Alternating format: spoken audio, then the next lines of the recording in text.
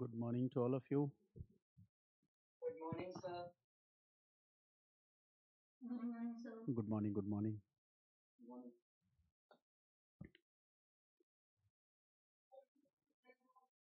So we are going to start the topic constitutional development. Okay, Group A. We are going to start from Group A. I hope you now remember the entire timeline. पूरा याद है आपको? ठीक है? It was very easy. So now we are going to start here. So the first topic that we need to study, that is in Group A, is Regulating Act 1773. Clear? And we all know that this was the first event when Crown interfered in the affairs of the East India Company. Before this, the Crown maintained a policy of non-interference. तो ये पहली बार हुआ है. It means after 1600, we all know that AIC was given monopolistic rights. ये आपको पता है. AIC was given monopolistic rights. So this was after a gap of 173 years. After a gap of 173 years, we see what? First time, the interference of British Crown, ठीक है, or British government in the affairs of EIC in India. In the affairs of EIC in India. First time, British Crown is directly interfering in the affairs of East India Company in India. So this event is very important. कि 173 years के बाद पहली बार ये जरूरत क्यों पड़ी? What was the need to interfere in the affairs of East India Company? और इस एक्ट का नाम भी क्या है? Regulating Act. Regulating means what? Regulating the affairs of East India Company. So the purpose to introduce this act was what? What was the basic purpose of introduction of this act? So the basic purpose was regulation, or to regulate the affairs of EIC in India. To regulate the affairs of EIC in India. Basic purpose यही था, to regulate the affairs of East India Company. But again question arises, what was the why suddenly there was a need to regulate? क्यों ऐसा हुआ भाई कि government को लगा कि हमें रेगुलेट करने की जरूरत है? Why? What was the reason here? Why the government realized that there is need to regulate? So on one side there is a British government, on other side there is East India Company. East India Company came to India to do trade and commerce. Trade and commerce करने के लिए आए, right? 1600 के बाद 1757 is the year, ठीक है? और इस बीच में company is considered as a trading company only. यहाँ पे कंपनी क्या है? Trading company. But the company is doing what? The company is observing the entire political conditions in India. ठीक है? Company is a trading company. The company during this time period followed a policy. The policy was policy of trade plus diplomacy. Company ने यही policy follow करी ना, trade plus diplomacy, and was observing the entire political conditions in India. ठीक है? And company realise that during this time period, especially after 1707, what was happening? There was a decline of Mughal power in India, and Mughal power was the central authority. So company realized that a political vacuum has been created. Company ने ये समझ लिया कि a political vacuum has been created and we need to take advantage of this political vacuum. And once we will be established as a political power, as an administrative body, we can maximize our profits or gains. Trader merchant हमेशा क्या चाहता है? अपने profit को ज्यादा बढ़ाना. ठीक है? तो कंपनी ने सोचा, कहा कि अगर हम पॉलिटिकल पावर बन जाते हैं तो we can maximise our profits. हम अपने प्रॉफिट्स को मैक्सिमाइज कर सकते हैं. Now 1757 is the year when the company fought an important battle in Bengal, and Bengal at that time was one of the most prosperous provinces in India. ठीक है? Economic backbone था बंगाल. तो company ने सबसे important एक battle Bengal में जीता, that is called battle of Plassey, and that was fought on 23rd June 1757. ठीक है? और बंगाल पे कंट्रोल स्टैब्लिश किया, बट ये full political control, full administrative control नहीं था, because there was a puppet nawab. Got it. इसके बाद क्या होता है, 1764 another battle was fought, that is called battle of Buxar. The date was 22 October 1764। और बैटल के बक्सर ने क्या किया, it confirmed the victory of battle of Plassey. इसने कंफर्म कर दिया victory in the battle of Plassey, Plassey के बैटल के विक्ट्री को कंफर्म कर दिया। Got it.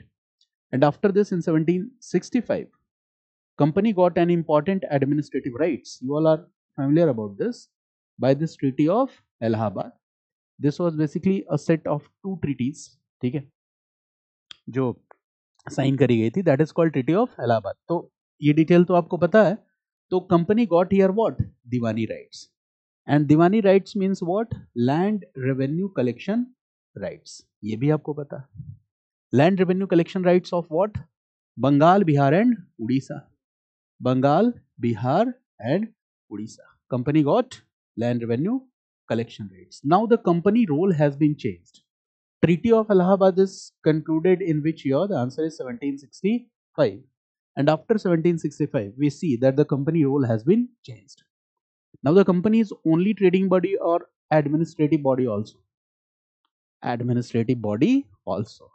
It means now this trading company was not only a trading company, but it assumed a new role, and this new role is the role of administrative body. The company assumed the role of administrative body also. Now it was associated with the task of administration. Now the first model of administration that the company introduced in India, अब आप relate कर पा रहे हो ना पुरानी कहानी से। The first model of administration that the company introduced in India was, India में किस कॉन्टेक्स्ट में, बंगाल के कॉन्टेक्स्ट में, और वो क्या था, dual system of governance. And this dual system of governance that was continued from 1765 to 1772, and it was introduced by whom? It was introduced by Clive. You all know this. Dual system of governance was introduced by Clives, and this system was ended by whom? So this system was ended by Warren Hastings. इस system को किसने खत्म किया था? Warren Hastings ने, ठीक है ना? You all know this. We all know this. This system continued for a period of about 7 years. ये सिस्टम कब तक रहा? It was continued for a period of about 7 years. और इन 7 years में क्या हुआ? एक इंपॉर्टेंट रेफरेंस है फेमाइन का, and that was the great famine of 1770। याद आया कुछ? There was a great famine of 1770। Some historians write that about 1/3 population of Bengal died, but ये थोड़ा सा एग्जैजरेशन लगता है कि बड़ा चढ़ा के बताया, ठीक है ना? 1/3 पॉपुलेशन ऑफ बंगाल डाइड। तो this is what, okay, in this administrative system east India company did what, ठीक है, ईस्ट इंडिया कंपनी ने सारी राइट्स अपने पास रख ली और सारी रिस्पॉन्सिबिलिटीज किसके शोल्डर्स पे डाल दी? Company did what, to call the rights of what, collection of land revenue. पैसा अपने पास आएगा, ठीक है, हम डिसाइड करेंगे खर्च करना है, बट जिम्मेदारी, सारी रिस्पॉन्सिबिलिटी किसके कंधे पे डाल दी? ओके, तो वी ऑल नो, ठीक है। Now there was a system in which there was a, okay, nawab, deputy nawab, nizam, naib nizam, ये सारा सिस्टम आपको मैं पहले क्लास में बता चुका हूं। Now the company was a administrative body, and most surprisingly this administrative body was having rights without responsibilities. This administrative body was having rights without responsibilities, and here rights are related to the collection of land revenue. It means incoming इनके पास है, पैसा इनके पास आ रहा है, but ठीक है, खर्च नहीं करना चाह रहे, ठीक है। They are using that revenue to purchase the raw materials from India, and in this way they are maximising their benefits और the gains. Plus this is also the age of plunder और लूट। Yes, this is also the age of plunder and loot. Plunder और लूट कैसे है? वहां के local markets पे आपने अपना कंट्रोल स्टैब्लिश कर लिया, you have monopolised the local markets, ठीक है। लोकल ट्रेडर्स से जबरदस्ती सस्ते में उनका रॉ मटेरियल्स खरीदा, ठीक है, और आपने एक आर्बिट्ररी मैकेनिज्म बना लिया, दूसरे कंपटीटर्स राइवल्स को मार्केट से बाहर कर दिया आपने. So this was the entire structure and the company was increasing its profits और द गेन्स. कंपनी अपना प्रॉफिट बढ़ा रही थी लगातार. ठीक है, ये बात आपको समझ में आई ना. This is one picture that what is happening after 1757. 1757 के बाद करप्शन कंपनी में क्या होगा? Corruption was at its height, excellent Heights. यानी 1757 के बाद, 1757 के बाद पर्सनल गिफ्ट, ब्राइब, करप्शन ये लगातार बढ़ता चला जाएगा और ये करप्शन बढ़ता चला जाएगा. 1765, 1772, 1775. Company was administrative body. अगर कंपनी में करप्शन बढ़ रहा है तो बताओ कंपनी को प्रॉफिट हो रहा है कि कंपनी के ऑफिसर्स को प्रॉफिट हो रहा है? जैसे सिविल सर्विसेज में अगर करप्शन को चेक नहीं किया गया तो गवर्नमेंट का रेवेन्यू बढ़ेगा कि सिविल सर्वेंट्स का बेनामी प्रॉपर्टी बढ़ेगा, ब्लैक मनी बढ़ेगा? Civil servants. ऑब्वियसली. ठीक है, अगर करप्शन ज्यादा है तो करप्शन ज्यादा होने का मतलब है कि सीधा सीधा ये रेवेन्यूज को अफेक्ट करेगा. ठीक है, और जो ब्यूरोक्रेट्स हैं उनकी इनकम बढ़ेगी. वही कॉन्सेप्ट उस समय ले आओ. कंपनी एक एडमिनिस्ट्रेटिव बॉडी है ना, कंपनी का भी अपना एक बैलेंस शीट होता होगा, कंपनी को भी प्रॉफिट लॉस दिखलाना होता था. दूसरी चीज, एक और बात था, that monopolistic rights of trade was given to East India Company. केवल और केवल ट्रेड एंड कॉमर्स कौन कर सकता है? East India company. अब बताओ अगर कंपनी के ऑफिसर्स, कंपनी के एम्प्लॉइज, ठीक है, चोरी चोरी चुपके चुपके अपना वाला ट्रेड करेंगे, कुछ सामान ले आएंगे, ले जाएंगे, बेच देंगे. जैसे होता है कुछ लोग इधर दुबई वगैरह जाते तो दोस्त कहते यार जा रहे हो थोड़ा गोल्ड लेते आना, सस्ता पड़ जाएगा. मेरी बात समझ गया ना? वो जबरदस्ती हनी सिंह की तरह 8-10 नेकलेस वेकलेस पहन के निकलता है वहां से. ठीक है, तो देखो क्या है, इस बात को समझो कि कंपनी के officers they were involve in private trade. और प्राइवेट ट्रेड क्या था? प्रोहिबिटेड था. प्राइवेट ट्रेड प्रोहिबिटेड था. केवल ट्रेड कौन करेगा? कंपनी. जैसे आप केंद्रीय विद्यालय के टीचर हो, गवर्नमेंट आपको सैलरी दे रही है और क्लास में बच्चों को अच्छा नहीं पढ़ा के कह रहे हो मेरे घर में आओ मैं कोचिंग दूंगा तुमको, अलग से पैसा ले रहे हो. तो बताओ प्राइवेट ट्यूशन, ठीक है, वहां पे बैन होना चाहिए कि नहीं? बैन होना चाहिए, क्योंकि फिर टीचर क्लास में ठीक से नहीं पढ़ाएगा, वो प्राइवेट ट्यूशन में ठीक से पढ़ाएगा. तो बताओ ये करप्शन है कि नहीं? करप्शन है. उसी पर्सपेक्टिव में आपने देखो, company was given the right to trade, now the company officers were doing private trade. तो इस प्राइवेट ट्रेड की वजह से कंपनी को लॉस हो रहा था और ब्लैक मनी किसके पास बढ़ रहा था? कंपनी के ऑफिसर्स के पास. क्लाइव के पास ब्लैक मनी आ रहा था. सिराजुद्दौला को नवाब से हटाया उसने, मीर जाफर को लेके आया तो उसने गिफ्ट लिए, ब्राइब्स लिए, है ना, कंपनी के सैनिकों को गिफ्ट दिया गया, ब्राइब्स दिया गया. तो दिस ऑल वाज हैपनिंग. मतलब ये एक बड़ा ही एक सरप्राइजिंग चीज है कि एक तरफ जो कंपनी के ईआईसी के अकाउंट्स थे जिसमें प्रॉफिट और लॉस वाला जो अकाउंट होता है, ठीक है, वो अकाउंट क्या देख रहा था कि the profit was declining and the company was suffering losses. Company को क्या हो रहा था? लॉस हो रहा था. ठीक है, और दूसरी तरफ क्या हो रहा है? Companies officials, EIC officials, Clive, इन सब की इनकम क्या होती चली जा रही है? बढ़ती जा रही है. And this income is they are getting this enormous profit through corruption, bribery. ठीक है ना? तो that's why we are calling this age age of plunder. पूरा का पूरा एज क्या कहलाता है? एज ऑफ प्लंडर कहलाता है. Got it? ये चीजें हैं. अच्छा, कंपनी को जब लॉस होगा तो कंपनी सीधे किसके पास जाएगी? ब्रिटिश गवर्नमेंट के पास, कि भाई कुछ लोन दे दो. ठीक है, so now in 1770 the company was facing losses, economic losses, and now it will ask the British government, okay, for loans. ठीक है ना, to manage the economic affairs of the East India Company in India. कि भाई हमें loan चाहिए जिससे हम east India company के इकोनॉमिक अफेयर्स को मैनेज कर सके. अच्छा, कंपनी का बैंकरप्सी ये पूरे इंग्लैंड में सबसे टॉप न्यूज होगा कि नहीं? होगा. ठीक है, न्यूज़पेपर के फ्रंट पेज पे आएगा EIC on the verge of bankruptcy in India. अच्छा, ब्रिटेन में रहने वाले जो लोग हैं अब वो सोच में पड़ जाएंगे, कहेंगे ईआईसी घाटे में जा रही है और EIC was a joint venture company, company of share holders. Companies loss means loss of share holders. ध्यान से समझना इस बात को. कंपनी का लॉस, ईआईसी का लॉस, किसका लॉस है? EIC was a JVC, joint venture company, it was a company of share holders. So the if company will face loss it is the loss for the share holders of the company. और share holders कौन थे? Britain के लोग थे। Government ने कहा तो देखो प्राइवेट ट्रेड नहीं करना, तुम अपना पैसा कंपनी में लगा दो and company will do trade, that is the organise trade, और ऐसे ब्रिटेन की इकोनॉमी को ज्यादा बेनिफिट होगा। तो न्यूज़पेपर में आया, ब्रिटेन के लोग परेशान, कहा कंपनी को लॉस हो रहा है, कैसे लॉस हो रहा है? तो फिर कुछ लोग पहुंच गए लॉर्ड क्लाइव के घर के बाहर, कहा अरे यार लॉर्ड क्लाइव का घर, ये तो 3 BHK था, अभी तो महल दिख रहा है, ये ताजमहल जैसा दिख रहा है। ठीक है, इतना पैसा आया कहाँ से क्लाइव के पास? क्लाइव के पास पहले ऑल्टो कार थी, ठीक है, और इसने 10-10 डिफेंडर खड़ी कर रखी है। इतना पैसा कहाँ से क्लाइव के पास आया?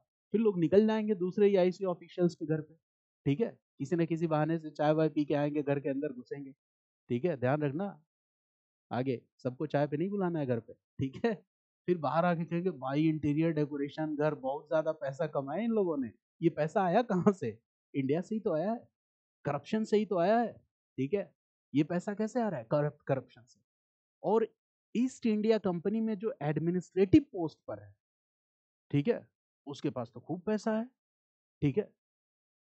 तो सब लोग चाहेंगे ब्रिटेन के लोग कि हमारे बच्चे भी ईस्ट इंडिया कंपनी में काम करने चले जाएं इंडिया, एडमिनिस्ट्रेटिव पोस्ट पे। जैसे आजकल के पेरेंट्स चाहे बच्चा IAS बन जाए, IPS बन जाए, कितने माँ बाप सोचते हैं देश की सेवा करेगा, ठीक है।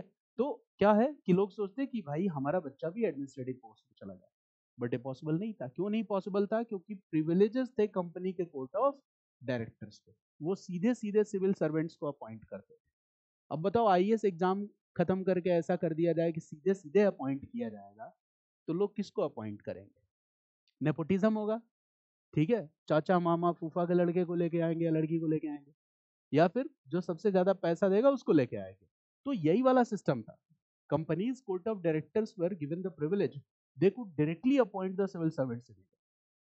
There was nepotism, there was corruption there also, because that was one of the most lucrative services in India. The salaries that were offered to the administrators in India was one of the highest salaries that was offered in any country of the world. पूरी दुनिया में कहीं पे भी जो salary मिलती थी उससे ज्यादा थी। अब ब्रिटेन के लोगों का दिमाग खराब हुआ, कहा एक तो कंपनी को आपने दे दिया मोनोपोलिस्टिक राइट्स 1600 के बाद, इट मीन्स केवल कंपनी ट्रेड करेगी, एंड इंडिविजुअल ट्रेड और प्राइवेट ट्रेड को आपने क्या कर दिया है? रिस्ट्रिक्ट कर दिया है। It means we can not participate in the profitable trade of India, ठीक है। तो ये रिस्ट्रिक्शन हमारे ऊपर डाल दी। दूसरा, अभी आप क्या कह रहे हो? अभी आप कह रहे हो कि कंपनी को लॉस हो रहा है, तो ये लॉस किसके लिए लॉस है? शेयर होल्डर्स के लिए लॉस है। अगर इतनी बुरी हालत है कंपनी की, तो कंपनी को बेल आउट पैकेज देने की जगह क्या करो? कंपनी का मोनोपोलिस्टिक राइट्स ही खत्म कर दो। This is the demand from the people in Britain. They are demanding that the company's monopolistic rights should be ended. Okay, private trade should be allowed. The British people, the British traders and merchants should get the opportunity to participate in the lucrative trade in Britain. Britain के जो traders, merchants हैं, इनको Britain के trade and commerce में participate करने की permission होनी चाहिए। And now they were just with placard, the people were moving around in the streets asking the British government पे प्रेशर डाल रहे थे कि you will have to end the monopolistic rights of East India Company. अच्छा, ये demand अभी अभी बनी है कि बहुत पहले से डिमांड चली आ रही है? लॉजिकली बहुत पहले से चली आ रही थी। Companies monopolistic rights should be ended, ये डिमांड तो बहुत पहले से चली आ रही थी, बट अभी इस डिमांड ने एक आंदोलन का रूप ले लिया। क्यों ले लिया? लोगों ने कहा we are already demanding companies monopolistic rights is indeed, company is facing financial bankruptcy. और दूसरी चीज, what company is doing, whatever the company's administrative administration is doing in India in the form of dual system of governance, Britain के लोगों ने कहा कि 1765 से 1772 के बीच जो कुछ भी इंडिया में हुआ, this is what corporate violence and corporate corruption. इसको हम एडमिनिस्ट्रेशन नहीं मान सकते, ठीक है। तो इससे तो ब्रिटेन का इमेज खराब हो रहा है। कंपनी का मोनोपोलिस्टिक राइट्स खत्म करो और हम सबको जाने दो। अच्छा, इससे खुश नहीं होना है कि ब्रिटिश लोग बहुत अच्छे थे, ठीक है। वो चाहते थे कि फायदे में हमें हिस्सा मिले, ठीक है, डायरेक्टली हम और ज्यादा प्रॉफिट कमा सके। तो ये पूरा का पूरा मुद्दा था, ठीक है। अब ब्रिटिश गवर्नमेंट के ऊपर प्रेशर है, लोगों का प्रेशर है, लोग कह रहे कंपनी की मोनोपोलिस्टिक राइट्स खत्म करो। और कंपनी की मोनोपोलिस्टिक राइट्स को ब्रिटिश गवर्नमेंट भी नहीं खत्म कर सकती, बिकॉज ब्रिटिश पार्लियामेंट भी था, पार्लियामेंट में पार्लियामेंट्रियंस भी थे, और कंपनी उनके घर क्या भिजवाती थी, ठीक है, समय समय पे ब्रीफ केस जाता रहता था, ठीक है, तो उनको इनकम होती रहती थी, कंपनी की मोनोपोलिस्टिक राइट्स बनी हुई थी। मेरी बात समझो, ये पूरा का पूरा करप्शन का चेन है। You can not deny that the parliaments were not getting some share from the profits of East India Company, ठीक है, ब्लैक मनी उनके यहाँ पहुंच जाता था। और वो पार्लियामेंट में जोर शोर से कहते थे नहीं नहीं, कंपनी की पार्लियामेंट्री, कंपनी की राइट्स जो है, ठीक है, monopolistic rights, they should not be ended away. फिर अगले दिन एक अटैची और पहुंच जाता था कि थोड़ा और जोर से बोलो, ठीक है, डेसिबल और बढ़ाओ तुम, ठीक है, तो अगले दिन से और जोर से पार्लियामेंट्रियन चिल्लाता था कि कंपनी की मोनोपोलिस्टिक राइट्स खत्म नहीं की जानी चाहिए। गवर्नमेंट के ऊपर प्रेशर, गवर्नमेंट करे तो क्या करे। गवर्नमेंट ने क्या किया देखो, British government did what, British government realized that there is immense pressure from the British people also. British people also. British people are demanding that monopolistic rights should be ended. British parliament ने कहा खत्म तो नहीं कर सकते यार, जिसका नमक खाया उसके साथ नमक हलाली नहीं करेंगे, ठीक है, एक झटके में मोनोपोलिस्टिक राइट्स को नहीं खत्म कर सकते। तो लोगों को खुश करने के लिए गवर्नमेंट ने एक एक्ट पास किया, एक बिल लेजिस्लेट किया, एक्ट बनाया, और the name of this act was regulating act 1773।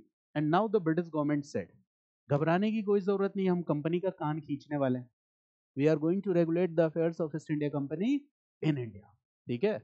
अब कंपनी को मनमाने तरीके से काम करने की छूट नहीं मिलेगी। अब ब्रिटिश पार्लियामेंट क्या करेगा, कंपनी को रेगुलेट करेगा, रेगुलेट करेगी, ठीक है। ये अनाउंसमेंट किया, लोगों का गुस्सा थोड़ा शांत हुआ, ठीक है, क्योंकि 1773 के पहले ईस्ट इंडिया कंपनी उस घोड़े की तरह थी जिसकी लगाम सरकार के हाथ में नहीं थी। 1773 का रेगुलेटिंग एक्ट क्या है, ब्रिटिश इंडिया कंपनी ने कहा हमने लगाम पहना दिया है, अब उसकी लगाम किसके हाथ में है ना, हमारे हाथ में, ठीक है, this is the point, okay. तो लोगों का गुस्सा थोड़ा सा शांत हुआ। Now what was the provisions in this regulating act 1773, this we need to understand कि रेगुलेटिंग एक्ट 1773 के प्रोविजंस क्या क्या है, this we need to understand. इसको समझने के लिए सबसे पहले तो आपको कुछ बेसिक स्ट्रक्चर समझना होगा। फॉर एग्जाम्पल, ठीक है, स्ट्रक्चर ऑफ द कंपनी, जैसे देखो,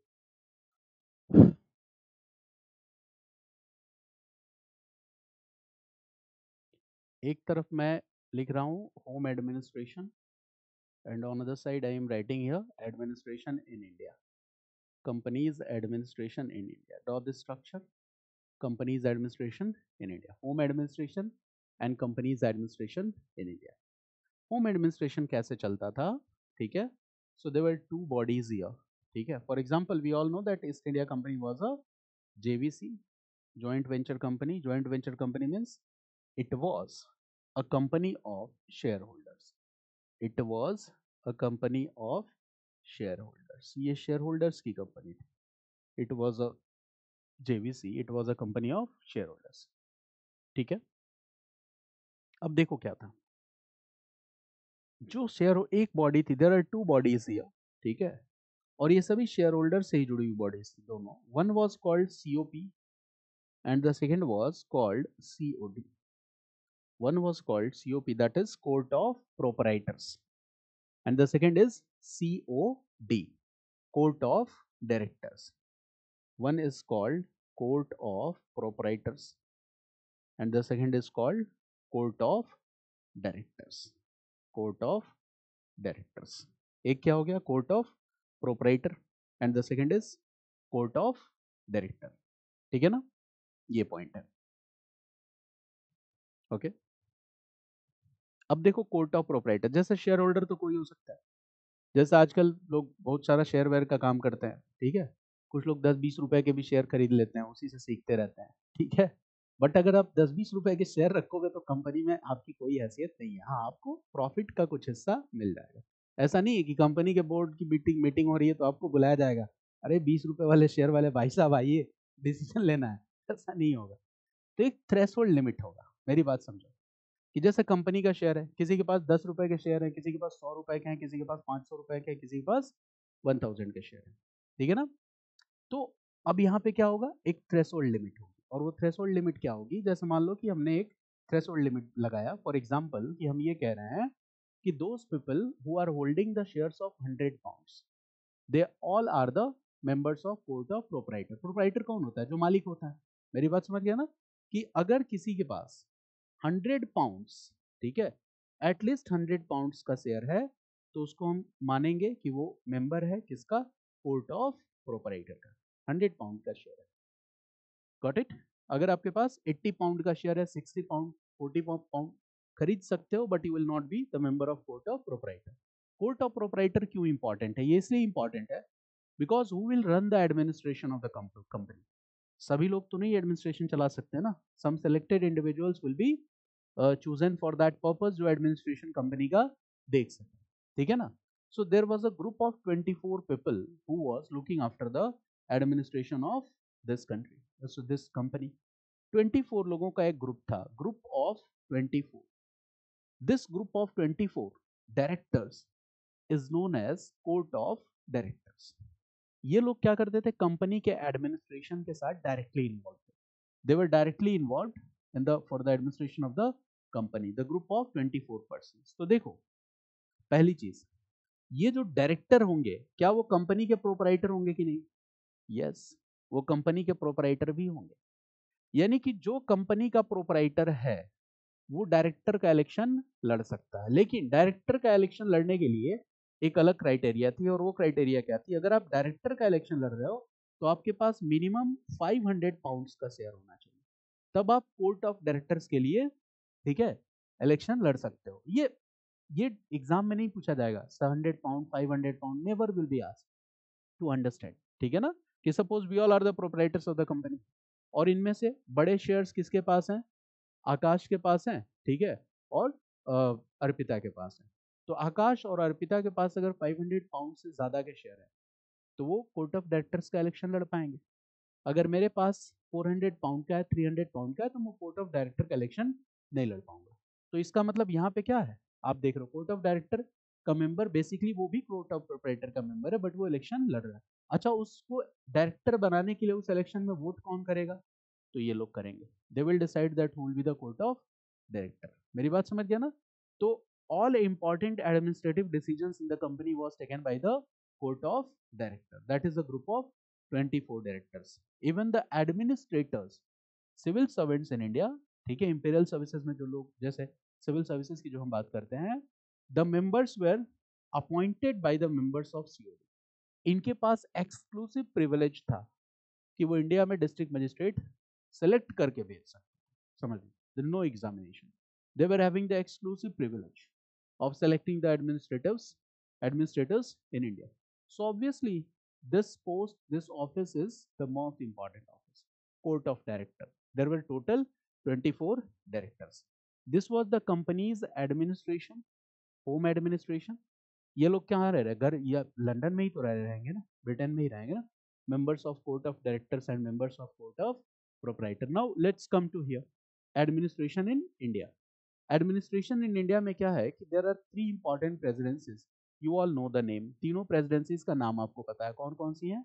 one is Bengal presidency, the second was Bombay, and the third is Madras. Bengal, Bombay and Madras. इस टॉपिक को जितना बेहतर समझ सकते हो समझो, ठीक है? तो फैक्ट्स अपने आप याद हो जाएंगे। अच्छा, presidency is the centre from where the nearby territories और एरियाज आर गवर्न। मेरी बात समझ गया ना? Presidencies are the centre from which the nearby territories और एरियाज वेर गवर्न। तो बताओ, जहां प्रेसिडेंसी थी पहले, वहां तो ईस्ट इंडिया कंपनी की फैक्ट्रीज होंगी। फैक्ट्रीज का मतलब गोडाउन्स, ये आपको पता है। फैक्ट्रीज मतलब मैन्युफैक्चरिंग यूनिट्स नहीं। तो पहले उन्होंने क्या किया था? अपने ट्रेड सेटलमेंट्स बनाए थे। They set up their factories like they were like godowns, ठीक है, और ग्रेजुअली वहां पे धीरे धीरे उनका सेटलमेंट बढ़ता चला गया, एंड दैट बिकम सेंटर, उसको उन्होंने हासिल किया, and that was the presidency. तो देखो, पहले यहाँ जो फैक्ट्रीज थी, तो फैक्ट्रीज को जो हेड करता था, that officer was called factor. उसको क्या कहते थे? फैक्टर कहते थे। बट धीरे धीरे जब यहाँ पे प्रेसिडेंसीज डेवलप हो गई, तो प्रेसिडेंसीज वो सेंटर है जहां से नियर बाई टेरिटरीज को आप गवर्न कर रहे हो। जैसे मान लो बंगाल और इसके आसपास के टेरिटरीज को कहां से गवर्न किया जाएगा? बॉम्बे के आसपास की टेरिटरीज को, वेस्टर्न इंडिया को कहां से गवर्न करोगे? बॉम्बे से। साउथ इंडिया को कहां से गवर्न करोगे? मद्रास से। तो इसके लिए एक ऑफिसर रहना चाहिए कि नहीं? वो ऑफिसर क्या है? गवर्नर। यानी वही जो ऑफिसर फैक्टर था वही ऑफिसर अब क्या हो जाएगा? गवर्नर। ठीक है ना? So here we see in Bengal there was a governor. Bengal में भी एक गवर्नर था। ठीक है? बॉम्बे में भी एक गवर्नर था और मद्रास में भी एक गवर्नर था जो गवर्न करते थे इन प्रेसिडेंसीज को, who are governing these presidencies. और ये रिपोर्टिंग ऑफिसर इनका कौन है? किसको रिपोर्ट करेंगे? Bengal governor will report to COD, Bombay governor will report to COD, Madras governor will report to COD, because now administration is done by company. और company के सारे इंपॉर्टेंट एडमिनिस्ट्रेटिव डिसीजंस कौन ले रहा है? Court of directors. तो यहाँ पे जो गवर्नर्स हैं इनकी रिपोर्टिंग अथॉरिटी कौन है? Court of director. ठीक है? This was the structure before 1757। 1757 के पहले यही स्ट्रक्चर है। Sorry 1773। This was the structure before 1773, regulating act के पहले। Yes please. This court of director are staying in London only, right? Obviously वो आते जाते रहेंगे, कोई रिस्ट्रिक्शन नहीं है। That is why, that is why. हाँ The नहीं governor नहीं are reporting to DCO. नहीं नहीं, दैट मतलब और भी तो चैनल्स थे ना कम्युनिकेशन के, और 24 डायरेक्टर्स थे। तो ऐसा है नहीं कि वो फ्रिक्वेंटली विजिट नहीं करेंगे, they will do frequently visit, but हम इसको किस कैटेगरी में रखेंगे? Home administration. ठीक है? Company is registered in London ना, तो हमने किस में रखा? होम एडमिनिस्ट्रेशन में। इंडिया के एडमिनिस्ट्रेशन में यहाँ पे सारा का सारा काम कौन देख रहा है? गवर्नर। गवर्नर किसको रिपोर्ट कर रहा है? कोर्ट ऑफ डायरेक्टर को। और ये स्ट्रक्चर कब से है? ये स्ट्रक्चर कमोबेश मान के चलो, मतलब 1765 के बाद 1773, इस बीच में यही स्ट्रक्चर है। Got it? अब हमें ये समझना है कि रेगुलेटिंग एक्ट 1773 ने इसमें क्या चेंज इंट्रोड्यूस किया। What are the changes introduced by the regulating act 1773 in this structure? ठीक है ना?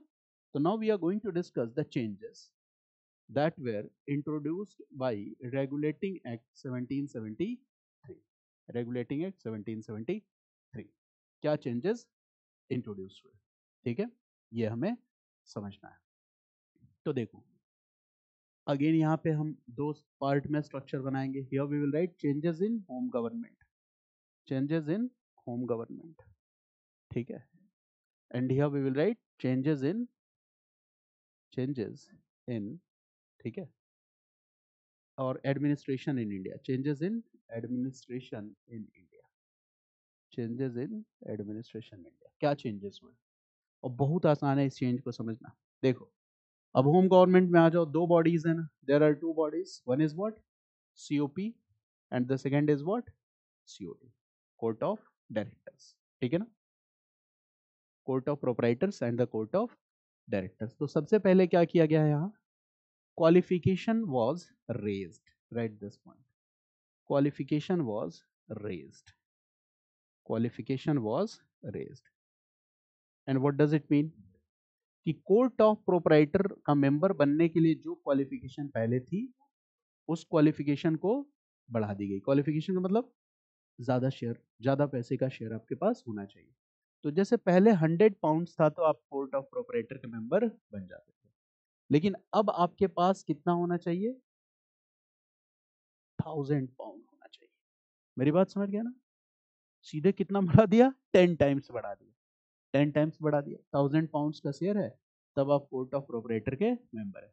बहुत सारे प्रोपराइटर बाहर हो जाएंगे कि नहीं? हो जाएंगे। अच्छा जब भीड़ कम हो जाएगी तो डिसीजन मेकिंग इफेक्टिव हो जाएगा कि नहीं? लॉजिकली सोचो, प्रॉब्लम एडमिनिस्ट्रेशन में क्यों था? जैसे देखो कहीं किसी ऑर्गेनाइजेशन में क्या होता है, ठीक है, कि सब अपने अपने बॉस होते हैं। मेरी बात समझ गया ना? फिर बॉस की कोई वैल्यू नहीं रह जाती है। ठीक है? तो उसके लिए क्या करना होता है? हिसाब ठीक करना पड़ेगा ना, तो वो ऐसे होगा 100 पाउंड, 1000 पाउंड। दूसरा यहाँ पे क्या हो जाएगा? कोर्ट ऑफ डायरेक्टर में इसकी भी क्वालिफिकेशन को रेज कर दिया जाएगा। ठीक है? And now the qualification is 2000 pound, और बढ़ा दिया हम, बताओ 4 टाइम्स कर दिया। और ये एग्जाम में पूछा नहीं जाएगा, नंबर डज नॉट मैटर। मेरी बात समझ गया ना? भूल जाओ तो कोई बात नहीं, भूल जाओ तो खुश हो जाओ, भूल गया मैं, कोई टेंशन नहीं। ठीक है? इतना याद रखना है, क्वालिफिकेशन वॉज रेज्ड। ठीक है? इससे क्या होगा? ये क्यों किया गया? अब इसका आंसर क्या है आपके पास? To ensure the effective decision making, this was the purpose. तो यहां लिख सकते हो Why was it done? So the purpose is ensuring effective decision making. Ensuring effective decision making. For this was done. ठीक है ना? Effective decision making. दूसरी चीज ये कहा गया कि अच्छा इन दोनों बॉडीज में से ज्यादा इंपॉर्टेंट कौन है? COP और COD. Which one is more important? COD is more important. Now that says that British Parliament will maintain. British Parliament will directly maintain. Will directly maintain administrative control over the affairs of COD. British Parliament will maintain. British Parliament will directly maintain administrative control over the affairs of COD. COD वही घोड़ा है जिसको क्या कर दिया, अब लगाम लगा दिया किसने? ब्रिटिश पार्लियामेंट ने. मेरी बात समझ गया ना? अब आप समझ गए. This is that is why this is called regulating act. इसके पहले पार्लियामेंट को कोई लेना देना नहीं था. अब पार्लियामेंट कह रही है भाई, पार्लियामेंट कंट्रोल करेगी किसको? सीओडी को. लगाम लगा दिया हमने. बट इसमें एक प्रॉब्लम है इस स्ट्रक्चर में, जो बाद में लोग हंगामा करेंगे, लोग क्वेश्चन करेंगे, कहेंगे लगाम तो लगा दिया लेकिन घुड़सवार कौन है? ठीक है, लगाम लगा दिया, घुड़सवार तो होना चाहिए. Who will control? ये तो अथॉरिटी आपने बनाई ही नहीं. तो रेगुलेटिंग इट की सबसे बड़ी वीकनेस क्या है? The government says that British parliament will regulate COD, but the limitation is it does not make it clear that who will regulate, how it will be regulated. घुड़सवार कौन है? घुड़सवार को प्रॉपर ट्रेनिंग मिली है कि नहीं? यही इसकी सबसे बड़ी कमी है. तो राइट, यहीं पे लिख लो वीकनेस और लिमिटेशन. वीकनेस और limitation. What is the weakness और लिमिटेशन? दिस पॉइंट, वीकनेस और लिमिटेशन. ठीक है, right. Point 1, it does not make it clear that how British Parliament, it does not make it clear that how British Parliament will maintain control over the affairs of COD. सिर्फ ये कह रहा है कि we will maintain control, but how? It's not clear, right? It does not make it clear that how British Parliament will maintain controls over the affairs of COD. How British Parliament will maintain control over the affairs of the COD. ये तो clear हुआ नहीं. समझ गए मेरी बात को? ये सबसे बड़ी प्रॉब्लम है. It means, is there any administrative structure in British Parliament who will control COD? No. Okay, so right, next point, right? No administrative structure was provided in British Parliament that will control COD. No administrative structure was provided in British Parliament that will control COD. No administrative structure was provided in British Parliament that will control COD. Right, next point. Right, people will criticize this part. Later people will criticize this part. Later people will criticize this part. Later people will criticize this part.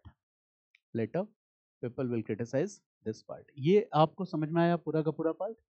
Is it clear? अब आपको समझ में आ गया regulating का मतलब क्या है. British parliament will regulate COD. ठीक है ना? Qualifications were raised.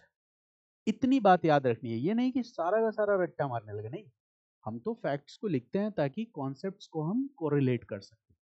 बट इसमें क्या है कि जो बात याद रखनी है उसको क्या करना, हाईलाइटर से हाईलाइट कर लेना. क्या हाईलाइट करना है? Raising the qualification. और क्या हाईलाइट करना है? British parliament will maintain control over CAD. और क्या हाईलाइट करना है? नो स्ट्रक्चर वाज प्रोवाइडेड कि how it will maintain control. इतनी सी चीजें. अब आते हैं सेकेंड पार्ट में, changes in administration in India. अब यहाँ पे 3 प्रेसिडेंसीज हैं. One is Bengal, second is Madras and the third is Bombay. Bengal का भी बॉस कौन है? गवर्नर. मद्रास का भी बॉस कौन है? गवर्नर. बॉम्बे का भी बॉस कौन है? गवर्नर. जैसे मान लो थोड़ी देर के लिए, ठीक है, कि विपिन और आकाश दोनों डेप्यूटी एसपी. विपिन ने कहा this is my order, follow this. Akash will say who are you to give me order? तुम कौन होते हो ऑर्डर देने वाले मुझे? मैं तुम्हारी बात क्यों मानूं? होगा कि नहीं प्रॉब्लम? छोटी सी बात है, समझो इस बात को। And suppose Shatakshi is IPS और इन्होंने ऑर्डर दिया, तो क्वेश्चन करोगे? नहीं क्वेश्चन करोगे ना। मेरी बात समझ गया ना? तो मामला यहाँ यही है, ये भी गवर्नर, ये भी गवर्नर, ये भी गवर्नर, ये अपने एरिया का बॉस, ये अपने एरिया का बॉस, ये अपने एरिया का बॉस। ये किसको रिपोर्ट कर रहा है? ये भी सीओडी को रिपोर्ट कर रहा है, ये भी सीओडी को रिपोर्ट कर रहा है, ये भी सीओडी को रिपोर्ट कर रहा है। इन सभी का रिपोर्टिंग ऑफिसर तो यही है, सीओडी। ठीक है। अब बताओ यहां डिसीजन लेने में दिक्कत होगी कि नहीं? ठीक है। जो बॉम्बे प्रेसिडेंसी का गवर्नर है, बिना बंगाल प्रेसिडेंसी के गवर्नर से पूछे मराठों से भिड़ जाएगा। फिर बंगाल वाला उसको फोन करेगा कि यार क्या बेवकूफी करते हो, मराठों से भिड़ गए तुम, अभी टाइम है भिड़ने का। फिर बॉम्बे वाला कहेगा अपना अपना ध्यान बंगाल तक ही रखो, मैं इधर क्या कर रहा हूँ ये मेरी मर्जी, मैं अप्रूवल ले लूंगा सीओडी से। छोटा सा एग्जांपल है, इसका मतलब क्या हो रहा है कि in this structure there is conflict. ठीक है। और कॉन्फ्लिक्ट रिजोल्यूशन के लिए कुछ ना कुछ इसमें चेंजेस करने पड़ेंगे। ठीक है। ये लोग अलग अलग प्रेसिडेंसीज में, देखो वॉर भी लड़ रही है ईस्ट इंडिया कंपनी, तो उन सब में सबका ओपिनियन एक जैसा हो ये बड़ा जरूरी है। यानी इस स्ट्रक्चर में एक लूपहोल है, वीकनेस है, और वो वीकनेस क्या है कि इफेक्टिव डिसीजन मेकिंग नहीं हो पा रहा है, ये प्रॉब्लम है। अच्छा, कंपनी में बैड एडमिनिस्ट्रेशन के लिए इसको भी रिस्पॉन्सिबल माना जा सकता है। ठीक है।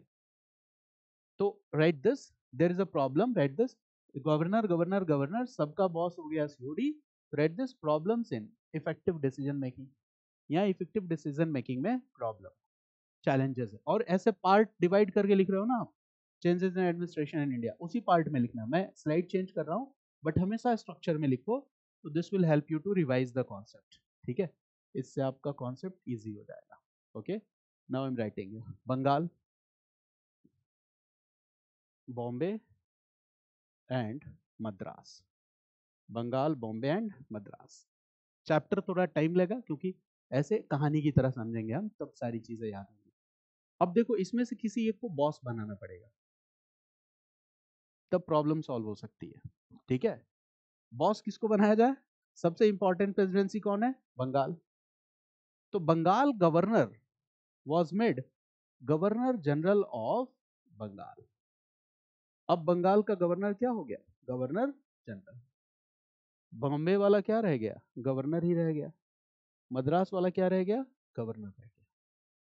ठीक है, ये गवर्नर जनरल ऑफ बंगाल हो गया। And it was giving supervising authority, civil administration, military administration, सब over the other two presidencies, बाकी दोनों प्रेसिडेंसीज पे इसको क्या दे दिया गया? सुपरवाइजिंग अथॉरिटी, मतलब इसका सींग लगा दिया गया। गवर्नर क्या हो गया? Governor general. बाकी दोनों के सींग नहीं है। मेरी बात समझ गया ना?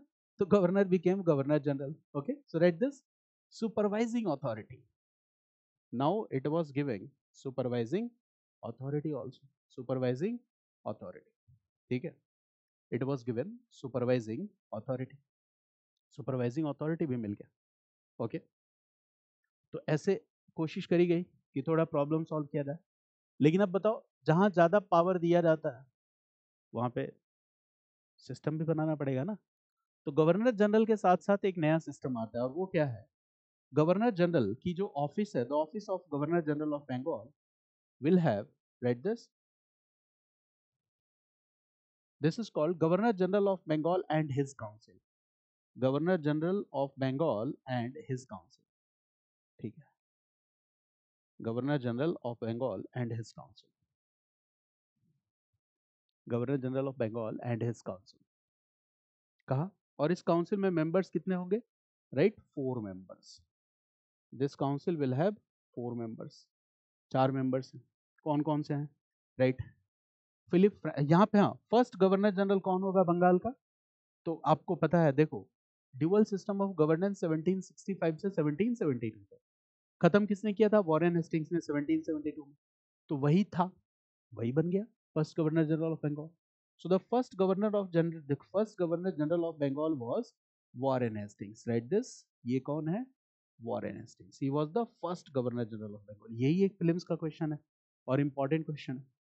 First governor general of Bengal was Warren Hastings. This is an important question. अब इसके काउंसिल के मेंबर्स कौन कौन है? तो पहला नाम, right this, Philip Francis, Philip Francis, ठीक है। Second is Clavering, Clavering. Third is Monson, and the fourth is Barwell, Barwell. These names are important, ठीक है ना, Philip Francis, Clavering, Monson and Barwell. अच्छा, लिखना है क्या एग्जाम में? नाम याद रखना है। फिलिप्स का रेडियो आता है, क्लेवर, क्लेवरिंग, मॉनसून पढ़ते ही हो ज्योग्राफी में, और ये क्या है? बोरवेल, ठीक है। याद नाम हो गया आपको, ठीक है। Francis, Clavering, Monson and Barwell. और ये वॉरेन हेस्टिंग्स भाई से तो हम फैमिलियर रही है। अब इसमें देखो क्या है, इस स्ट्रक्चर में भी एक प्रॉब्लम है, और वो प्रॉब्लम क्या है, ठीक है। देखो, the question is governor general, ठीक है। अब यहाँ पे how decisions will be taken, this we need to understand that in the structure how decisions will be taken, decisions कैसे लिए जाएंगे, how decisions will be taken, how decisions will be taken, ठीक है। तो decisions will be taken on a majority basis, majority basis पे decision लिए जाएंगे, right. Point one, on a majority basis, on a majority basis, decisions will be taken on majority basis, ठीक है। Decision majority basis पे लिए जा रहे हैं। जैसे मान लो ये गवर्नर जनरल ऑफ बंगाल है, वॉरेन हेस्टिंग्स, ठीक है। फिल्म देखने जाना है, अभी नई नई फिल्म आई है साबरमती एक्सप्रेस, इसका देखने का मूड है, तो कहता है चलो यार चलते हैं देखने के लिए मूवी। अब डिसीजन किस पे आएगा? मेजॉरिटी बेसिस पे। तो इसमें कितने मेंबर्स हैं? 4 मेंबर्स। इसका मतलब अगर 3 मेंबर्स विल से यस, तो गवर्नर जनरल मूवी देखने जा सकता है। मेरी बात समझ गए ना? मेजॉरिटी पे डिसीजन लेने का ही मतलब हुआ। मान लो इन केस, ठीक है, 2 members are saying, 2 members are saying yes and 2 are saying no, ठीक है, तो मामला अटक गया। अब ऐसी कंडीशन में कौन आएगा सामने? Governor general, Warren Hastings. वो कहेगा I am also saying yes, तो मूवी देखने चलते हैं। मेरी बात समझ गया ना? तो अगर यहाँ पे 3-1 है, इन केस ऑफ 3-1, ठीक है, मान लो अगर 3 ने ये कह दिया कि मूवी देखने नहीं चलना है, साबरमती एक्सप्रेस देखने नहीं जाना है, तो वॉरेन हेस्टिंग्स देख ही नहीं पाएगा ये फिल्म। प्रॉब्लम ये भी तो है। देखो, अगर टाई होता है, वोट 2-2 होता है, तो उस केस में गवर्नर जनरल का वोट आया। लेकिन अगर यहाँ पे काउंसिल के 3 मेंबर्स ने कह दिया कि हमें साबरमती एक्सप्रेस नहीं देखनी है, तो वॉरेन हेस्टिंग्स की इच्छा अधूरी रह जाएगी, वो नहीं देख पाएगा। तो वॉरेन हेस्टिंग्स कंप्लेन करेगा ना कि यार there is a problem in effective decision making. कहेगा गवर्नर जनरल मैं यही नहीं डिसीजन ले पा रहा हूँ, दूसरों का डिसीजन मैं क्या लूंगा। तो अमूमन होता क्या था कि इसके काउंसिल के 3 मेंबर एक साथ हो जाते थे, ठीक है, तो फिर डिसीजन मेकिंग में प्रॉब्लम हो जाती थी। तो इस स्ट्रक्चर में ये प्रॉब्लम था, ठीक है, गॉट इट, ठीक है। In case of equal votes governor General का वोट वहां पे इफेक्टिव है। लेकिन इसको आप वीटो जैसी चीज थोड़ी ना कहोगे, इसमें तो आपको सिंगल मेंबर की तरह ट्रीट किया जा रहा है कि इक्वल है, आप आ गए तो 2 से 3 हो गए, बस, ठीक है। बट अगर काउंसिल के 3 मेंबर्स एक साथ हो जाए तो आप डिसीजन नहीं ले पाओगे। ओके, तो लिख लो ना, problem in this structure, problem in this structure, ठीक है, प्रॉब्लम इन दिस स्ट्रक्चर, ठीक है। इसमें सिर्फ एक ही दोस्त था इसका, वॉरेन सिंह था, बोरवेल। जब वो कहता था मूवी देखने चलना है, ये कहता था हाँ चलेंगे। बाकी तीनों कहते थे नहीं जाना है। हर फ्राइडे को यही होता था। तो वॉरेन हेस्टिंग्स ने बहुत सारी चिट्ठियां लिखी, कहा यार ऐसे नहीं चलेगा काम, ठीक है। तो इस स्ट्रक्चर में आगे जाके चेंजेस होंगे, तो यहाँ पे प्रॉब्लम है, समझ गए ना? So right this, problem in the structure यही है, this is the problem in the structure. तो ये क्या है? This is the changes in the home government. अच्छा, एक और प्रॉब्लम आएगी। प्रॉब्लम क्या आएगी? आगे ये प्रॉब्लम दूर भी होगी, फिलहाल वो मैं प्रॉब्लम बता दे रहा हूँ। वो प्रॉब्लम क्या है? अब देखो, he is what? Governor general of Bengal. यहाँ पे कौन है बॉम्बे का गवर्नर, यहाँ पे कौन है मद्रास का गवर्नर। अब मान लो बंगाल के गवर्नर जनरल ने बॉम्बे के गवर्नर से कहा, ठीक है, कि भाई, ठीक है, आगरा नहीं जाओगे तुम। तो ये क्या कहेगा बॉम्बे वाला? कहेगा क्यों नहीं जाऊंगा। बंगाल वाला क्या कहेगा? मैं बॉस हूँ, गवर्नर जनरल हूँ। कहा कहाँ के हो? बंगाल के ही हो ना, पूरे इंडिया के तो नहीं हो तुम। मेरी बात समझ लो, ये भी प्रॉब्लम आएगी। तुम्हारे सींग लगे हुए हैं, लेकिन उस सींग को सिर्फ बंगाल तक रखो, तो पूरे इंडिया के मामले में टांग मत अड़ाओ। तो कई बार इस तरह के भी चीजें आएंगी, तो इनको आगे चल के क्लेरिफाई करना पड़ेगा कि किसका कार्य क्षेत्र क्या है। मेरी बात समझ गए? तो ये भी एक दूसरी प्रॉब्लम, ठीक है। तो ये जो स्ट्रक्चर है रेगुलेटिंग एक्ट का, is it free from the deficiencies? Yes और no? It's not free from the deficiencies, there are many challenges here. पहला चैलेंज तो ये कि रेगुलेट कैसे किया जाएगा यही क्लियर नहीं है। यहाँ बेचारा गवर्नर जनरल डिसीजन कैसे ले ये क्लियर नहीं है। यहाँ पे मामला अटक जा रहा है, ठीक है। तो बहुत सारे चैलेंजेस है, तो write this point, okay. Effective problems of effective decision making, right, there were so many challenges here, there were so many challenges here, ठीक है।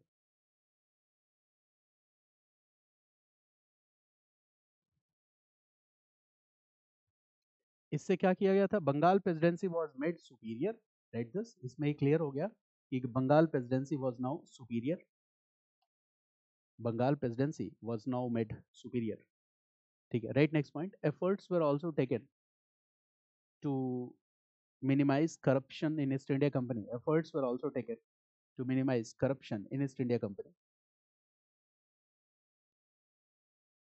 Efforts were also taken to minimize corruption in East India Company. और corruption कैसे होगा? Salary बढ़ाओ, जैसा अब बताओ, government servant की सैलरी होती है 50,000, यहाँ पे जो वीडियो एडिट करता है उसकी सैलरी कितनी होती है? 50,000। पीसीएस ऑफिसर हो, सैलरी है 50-60,000, तो बाकी वो अपना मैनेज कर लेता है, ठीक है।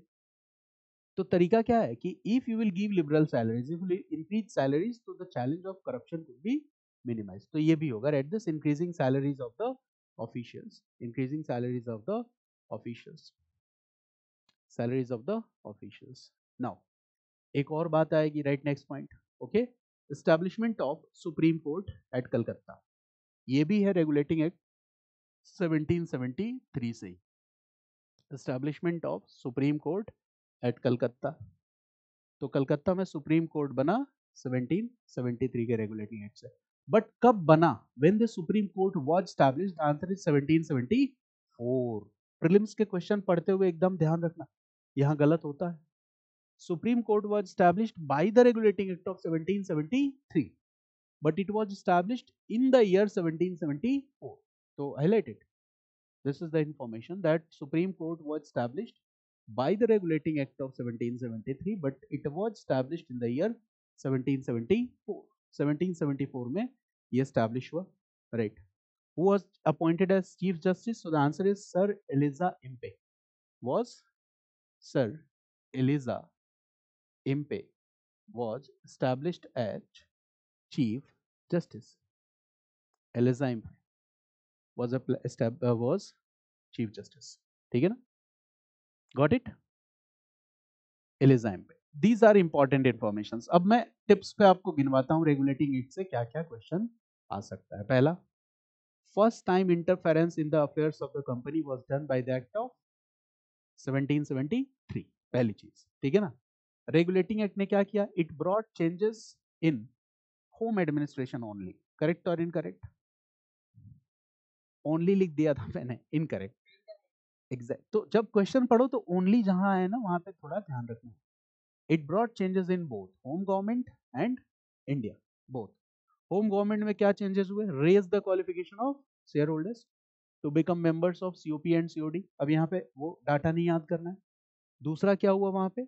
Okay, that COD, parliament, British parliament will establish control, direct administrative control over COD. Parliament control करेगी सीओडी, बट प्रॉब्लम क्या है? How parliament will control, this was not made clear, ये क्लियर नहीं है। अब आज आ जाओ इंडियन गवर्नमेंट में, तो governor in Bengal, Madras and Bombay. तो बंगाल वाले गवर्नर को क्या कर दिया गया? Governor general of Bengal. Bengal presidency was made superior, और स्ट्रक्चर क्या हो गया? Governor general and his council का स्ट्रक्चर क्या है रेगुलेटिंग एक्ट में? तो 1+4, ऐसे याद रखना, ऐसे लिख लो। रेगुलेटिंग एक्ट 1773 में स्ट्रक्चर क्या है? 1+4, क्योंकि ये आगे कई बार ये स्ट्रक्चर चेंज होगा। तो जब पहले से ही हमें पता होगा कि यहाँ ध्यान रखना है, तो आगे गलती हम नहीं करेंगे। यह स्ट्रक्चर क्या है? 1+4। 4 क्या है? Council members. यहाँ प्रॉब्लम क्या हो रही है? मेजोरिटी से डिसीजंस हैं, तो इफेक्टिव डिसीजन मेकिंग की प्रॉब्लम है, एक ये problem. What it? Supreme court किस एक्ट से आता है? 1773। कब स्टैब्लिश होता है? 1774। इससे ज्यादा क्वेश्चन नहीं बनते हैं रेगुलेटिंग एक्ट से. Got it. Now we are coming to the second topic in this group A. So the second topic was Pitt's India Act 1784. Pitt's India Act 1784. अब इसको पुराने टॉपिक से आप रिलेट करो. रेगुलेटिंग एक्ट 1773 और फिर आ गया पिट्स इंडिया एक्ट 1784. ठीक है. क्यों आया? तो देखो, क्या रेगुलेटिंग एक्ट 1773 ने लोगों के सारे कंसर्न्स को सॉल्व कर दिया? नहीं. सारे कंसर्न्स को एड्रेस कर दिया? नहीं. रेगुलेटिंग एक्ट आने के बाद भी people will start questioning that British government has not made it clear कि how Parliament is establishing control over the affairs of COD. आपने तो ये क्लियर ही नहीं किया कि पार्लियामेंट सीओडी पे कंट्रोल कैसे एस्टैब्लिश कर रही थी. दूसरी चीज, डिसीजन मेकिंग की प्रॉब्लम कहाँ आ रही है बताओ? इंडिया में आ रही है वो स्ट्रक्चर जो है. तो ये जो डिफिशियंसीज थी, जो लिमिटेशंस थी जिनके बारे में मैंने बताया था, इनको सॉल्व करने के लिए क्या लाया गया? Pitt's India act 1784. ओके. तो write this Pitt's India act 1784. Right. It was introduced it was introduced to solve the deficiencies of regulating act 1773. It was introduced to solve the deficiencies of regulating act 1773. उसकी कमियों को दूर करने के लिए लाया गया. और कैसे कमियां दूर होंगी? फिर से वही structure, again the same structure. एक क्या हो गया? Changes in home government. ठीक है. और changes in India. Changes in India. changes in India, and the second is what? Changes in home government. So again there are two parts: changes in home government, changes in India. Home government में देखो problem क्या था. अब सीधे मैं problem से शुरुआत कर रहा हूं. कहा गया था कि ये जो सीओडी है, इस पे British parliament will administer it's control, but how it will be controlled it was not made clear. ये क्लियर नहीं था. Now this time British parliament will make it clear कि हम कैसे सीओडी को कंट्रोल करेंगे. ये क्लियर कर दिया कैसे कंट्रोल करेंगे. तो इन्होंने कहा कि एक नई बॉडी बनाई जाएगी and that will be called board of control. Right. This board of control, this will be a new administrative body. This will be a new administrative body. There will be 6 members in this board of control.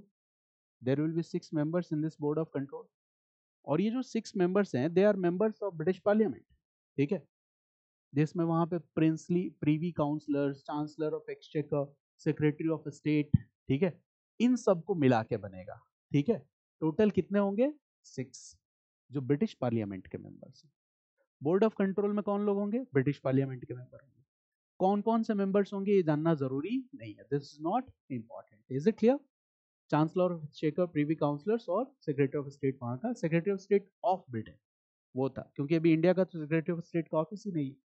इसका मतलब simply we can remember that these 6 members are the members of British parliament. यानी ये British parliament ने ही अपने structure के अंदर एक body बना दी जिसको कहा बोर्ड ऑफ कंट्रोल, और कहा इनका एक स्पेशल काम है. और वो स्पेशल काम क्या है? निगरानी करना कोर्ट ऑफ डायरेक्टर्स की एक्टिविटीज पे. तो क्या प्रॉब्लम दूर किया कि नहीं बताओ? हो तो गया प्रॉब्लम दूर. Clear? So this problem was solved. Now it is clear that how British parliament will establish control. घुड़सवार आ गया. घुड़सवार कौन है? Board of control. पहले लगाम था, लेकिन लगाम लगाम किसके हाथ में? It was not clear. Pitt's India act ने क्या किया? लगाम किसके हाथ में है? बोर्ड ऑफ कंट्रोल के हाथ में. This made clear. अच्छा एक बात बताओ, इससे पार्लियामेंट का कंट्रोल ईस्ट इंडिया कंपनी पे धीरे धीरे बढ़ रहा है कि नहीं? Is it centralisation of power? Yes, this is centralisation of power. पहले लगाम लाया, फिर उस पर घुड़सवार बिठा दिया. This is what? सेंट्रलाइजेशन. ठीक है. यही क्या है? Centralisation of power. तो मैंने आपको बताया था ना कि 1773 से सेंट्रलाइजेशन का प्रोसेस शुरू होता है और 1858 में crown becomes the ruler of India. तो क्या ये अचानक हो जाता है क्या कि सपना देखा क्राउन ने और कहा कि we are the ruler of India? नहीं, उसकी तैयारी कब से चल रही है देख लो. 1773 से तैयारी चल रही है. और दूसरी प्रॉब्लम यहाँ जाते हैं. यहाँ क्या प्रॉब्लम थी? चेंजेस इन इंडियन गवर्नेंस, ठीक है। जो वॉरेन हेस्टिंग्स था, इसका बेचारे का दोस्त एक ही था, बोरवेल। इसको साबरमती एक्सप्रेस देखनी थी तो केवल यही तैयार था, बाकी तीन तैयार ही नहीं थे, ठीक है। तो अब इसका सॉल्यूशन क्या हो सकता है? ये तीनों ग्रुप बना लेते थे एक साथ, कहते थे नहीं साबरमती एक्सप्रेस नहीं देखेंगे, ये राइट विंग का प्रोपेगेंडा है, ठीक है। तो ये एक ग्रुप बना लेते थे और साबरमती एक्सप्रेस उसको देखनी थी। तो ब्रिटिश गवर्नमेंट स्ट्रक्चर बनाई, चेंज करेगी। कैसे स्ट्रक्चर चेंज करेगी? देखो, अब कहेगी कि the new structure here is 1+3, the structure is change.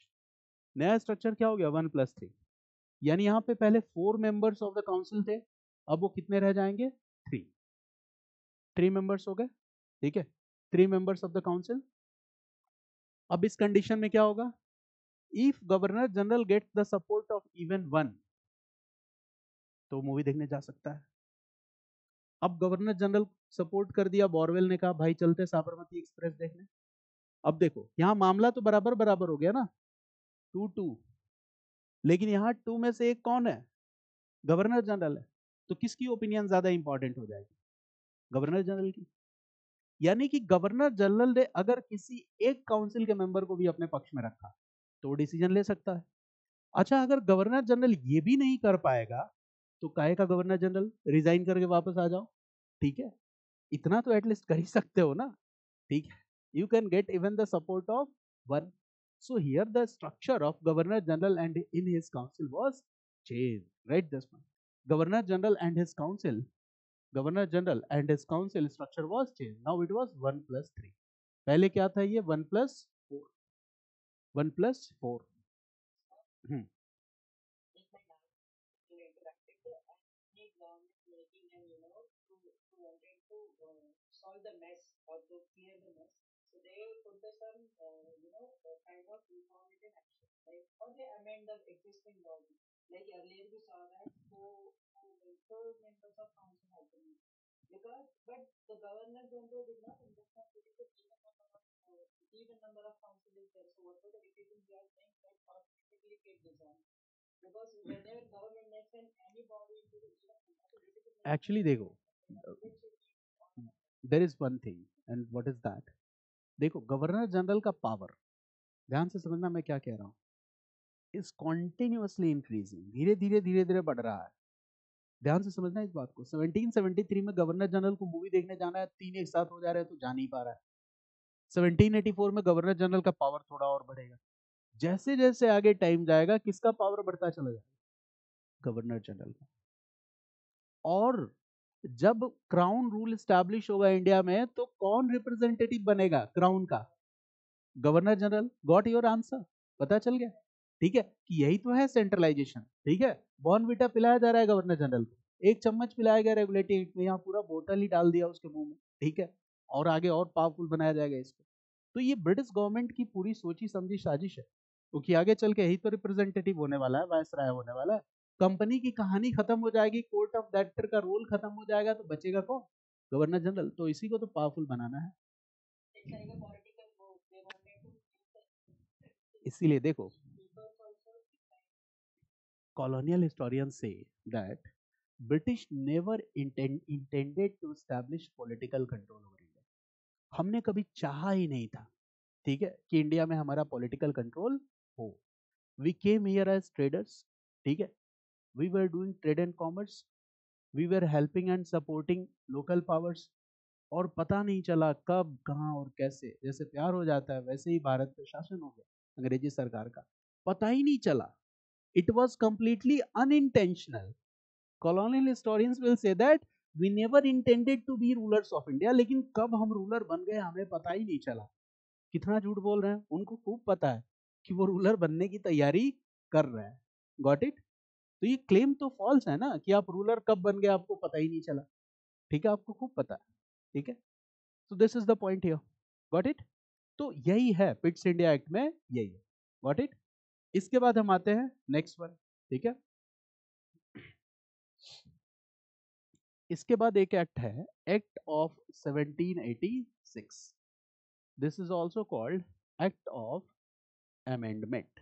Act of 1786 is also called act of amendment. इसको हम क्या कहते हैं? एक्ट ऑफ अमेंडमेंट भी कहते हैं, ठीक है। क्यों? ये एक्ट लाया गया कॉर्नवालिस के लिए. Cornwallis was an excellent administrator. British government was requesting Cornwallis कि भाई इंडिया चले जाओ, इंडिया में जो भी प्रॉब्लम है तुम चले जाओगे तो सॉल्व हो जाएगा. कॉर्नवालिस वाज सेइंग यार इंडिया में जाके मैं क्या करूंगा, वहां पे मैं ठीक से काम नहीं कर पाऊंगा. गवर्नमेंट स्टेट की तुम्हें प्रॉब्लम क्या है बेटा बताओ, हम सारी प्रॉब्लम दूर कर देंगे, लेकिन तुम जाओ इंडिया में, वहां पे करप्शन को दूर करो, सिविल सर्विसेज को डेवलप करो. There are so many things that you have to do. पता है ना, Cornwallis is known as father of civil services in India. तो कॉर्नवालिस बहुत इंटेलिजेंट था. जीवन में ऐसा ही एडमिनिस्ट्रेटर बनो कि गवर्नमेंट हमेशा हाथ जोड़ के खड़े रहे, भाई डिस्ट्रिक्ट मजिस्ट्रेट बन जाओ, ठीक है, आपको अलग से सिफारिश नहीं करनी पड़े. कॉर्नवालिस को ब्रिटिश गवर्नमेंट पूछ रही है इंडिया जाओ, कॉर्नवालिस कहता है मैं जाके क्या करूंगा इंडिया में, आप मुझे गवर्नर जनरल बना के भेज रहे हो इंडिया में, बट वहां का गवर्नर जनरल तो टूथलेस टाइगर है, ठीक है. तो लोगों ने कहा टूथलेस टाइगर, तो हम तुमको ओरिजिनल टाइगर बना देते हैं, तुम अपनी डिमांड तो रखो. कॉर्नवालिस ने कहा पहली डिमांड कि बेचारे गवर्नर जनरल के पास वीटो पावर तो है ही नहीं, ओवर राइडिंग पावर्स है ही नहीं, उसको अपनी काउंसिल के मेंबर्स के ओपिनियन पे डिपेंड रहना है, ठीक है. वो साबरमती एक्सप्रेस नहीं देखने जा पा रहा है, ठीक है. कहा मैं ऐसा आदमी नहीं हूं, मुझे ओवर राइडिंग पावर्स चाहिए, ठीक है. जो काउंसिल के मेंबर्स हैं, गॉट इट, उनके ओपिनियन को भी मैं ओवर राइड कर सकूं, इतने पावर्स चाहिए, वीटो चाहिए मुझे. गवर्नमेंट ने कहा ले लो वीटो, दिया तुमको ओवर राइडिंग पावर्स, ठीक है. कॉर्नवालिस ने कहा एक काम और करना पड़ेगा, governor general and commander in chief both these two powers should be united, दोनों को एक करो, क्योंकि इंडिया में जगह जगह छोटे छोटे वॉर्स चल रहे हैं, वहां पे भी इफेक्टिव डिसीजन लेने में प्रॉब्लम हो रही है. तो ही रेज टू डिमांड्स. पहला डिमांड था कि गवर्नर जनरल जो स्ट्रक्चर था वो क्या था, 1+3, and he is saying that governor general should get overriding powers over his council members, over his council members, overriding powers over his council members, ठीक है ना. गवर्नर जनरल के पास क्या होना चाहिए, overriding powers over his council members. overriding power क्या है, अब आप समझ गए ना, कि single handedly governor general now was capable to take the decision. अब ये सिंगल हैंडेडली डिसीजन ले सकता था, ठीक है. ये साबरमती एक्सप्रेस देखने जाने की इच्छा है, कहेगा मैं भी जाऊंगा और तुम सबको लेके चलूंगा और जबरदस्ती बिठा के दिखाऊंगा मैं, ठीक है. साबरमती एक्सप्रेस इस मूड में आ चुका है, इस मूड में आ चुका है कॉर्नवालिस, ठीक है ना. तो बताओ, अब एक बात बताओ, गवर्नर जनरल की पावर पहले से ज्यादा बढ़ी कि नहीं बढ़ी, ये सेंट्रलाइजेशन है कि नहीं, सेंट्रलाइजेशन. सारे एक्ट में देखोगे कि गवर्नर जनरल की पावर धीरे धीरे धीरे धीरे बढ़ती जा रही है. So here we see that governor general becomes more powerful and this is what, efforts towards centralisation. ये है एफर्ट टुवर्ड्स सेंट्रलाइजेशन. दूसरा डिमांड क्या है कॉर्नवालिस का, read this, governor general plus commander in chief, both these two offices should be united, both these two offices should be united, governor general and commander in chief, both these two offices should be united, दोनों को एक कर दो, ठीक है. Government ने कहा ये भी डिमांड मान लिया, कहा ठीक है अब मैं चलता हूँ, मैं चला जाऊंगा. उसके बाद वो आ गया. कॉर्नवालिस इन इंडिया, कॉर्नवालिस का टाइम पीरियड क्या है, याद करो कॉर्नवालिस का टाइम पीरियड. अब ऐसी चीजों को लिंक करके भी आपको याद रखना है, 1786 to 1793, this is the time period of Cornwallis in India ना. तो अब याद रहेगा ना, 1786 act of amendment, Cornwallis 1786 to 1793, ठीक है. दिस इज द पॉइंट, यही है एक्ट ऑफ अमेंडमेंट. एक छोटा सा एक्ट है, बीच में आता है, ये हो गया आपका act of amendment. So group A topic is complete. Group A में सेंट्रलाइजेशन हुआ कि नहीं, यस. गवर्नर जनरल ज्यादा बॉर्न बीटा किया कि नहीं, हाँ. गवर्नर जनरल पहले से पावरफुल हुआ कि नहीं, हाँ पहले से पावरफुल हुआ. गवर्नमेंट क्या कर रही है, सेंट्रलाइजेशन ऑफ पावर, ठीक है. Now we are coming to group two. Group two में कौन कौन से टॉपिक्स पढ़ने थे, तो ग्रुप टू में हमें पढ़ना है चार्टर एक्ट्स के बारे में, जिसमें पहला है 1793 चार्टर, फिर इसमें जोड़ते चले जाओ 20 इयर्स, तो 1813 charter, 1833 charter and 1853 charter. So these are the four topics which we need to study, ठीक है. 1793, ठीक है.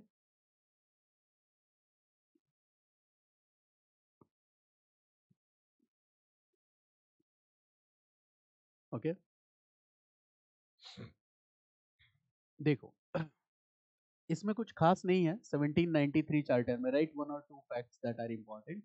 ठीक है, चार्टर है तो obvious monopolistic rights of company will be extended for 20 years, ये तो हो जाएगा।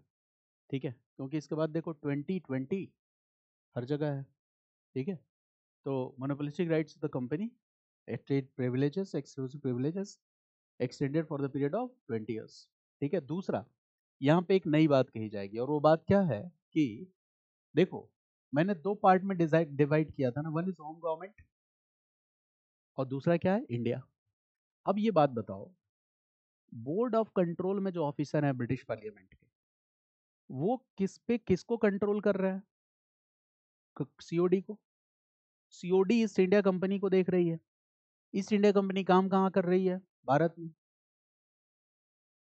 तो होम गवर्नमेंट के ऑफिसर्स को सैलरी ब्रिटिश गवर्नमेंट क्यों दे, ब्रिटिश गवर्नमेंट ने ये कहा। ब्रिटिश गवर्नमेंट का ये कहना था कि अब हम होम गवर्नमेंट के जो भी ऑफिसर्स हैं जिनका काम किसके साथ जुड़ा हुआ है, इंडिया के एडमिनिस्ट्रेशन के साथ जुड़ा हुआ है, we will give them salaries from the Indian revenues. हम उनको सैलरी कहां से देंगे, इंडियन रेवेन्यू से। और ये बहुत गलत था। ठीक है, when regional political associations will come, they will raise this issue. उन्होंने कहा यार अजीब हाल है, ब्रिटेन में तुम्हारे जो अधिकारी रह रहे हैं, एक तो इंडिया कॉलोनी है, और ब्रिटेन में जो तुम्हारे अधिकारी रह रहे हैं उनको भी सैलरी तुम कहां से दे रहे हो, इंडियन रेवेन्यू से दे रहे हो। So this must be stopped. ठीक है, ये चीज तो 1858 के बाद भी कंटिन्यू होगी, बट एक पॉइंट ऑफ टाइम पे आके गवर्नमेंट को अनाउंस करना होगा कि हाँ हम ये चीज रोक रहा है। ठीक है ना, तो इसमें बस यही एक पॉइंट है, एक्सटेंडेड फॉर 20 years। सेकंड लिख सकते हो कि right this home government rate, the officers in home government will be given salary from the Indian revenues. Officers in home government will be given salary. Okay, officers in home government will be given salary from the Indian revenues. ठीक है, and right, third point, need for written laws or codification of law was suggested. Need for written laws, codification of laws will be suggested. तो आगे चल के क्या होगा, law commission, law member, ये सारी चीजें आएंगी। ठीक है ना, बट ये एग्जाम के लिए इतना इंपॉर्टेंट नहीं है। 1793 charter is not that much important for exam, यहाँ से क्वेश्चन नहीं आता है। प्लीज।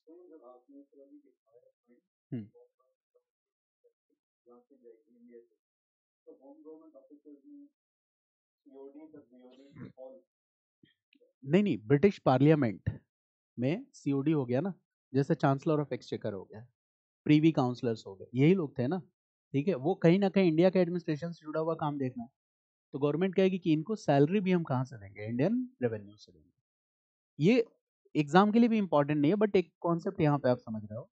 ठीक है, कि ड्रेन ऑफ वेल्थ को कैसे इंश्योर किया जा रहा है। आप लिबरेटर्स हो, you are claiming to be liberators, और उसकी भी सैलरी ले रहे हो। ठीक है, तो ये गलत है ना। Okay, now the next one is important, right, 1813 charter, this topic is important. 1813 charter, this topic is important. इसके सारे पॉइंट्स, कई सारे पॉइंट्स तो आपको याद होंगे ही होंगे। 1813 चार्टर में पहला पॉइंट तो यही हो जाएगा कि मोनोपोलिस्टिक राइट्स को एक्सटेंड कर दिया कितने टाइम के लिए, 20 years के लिए।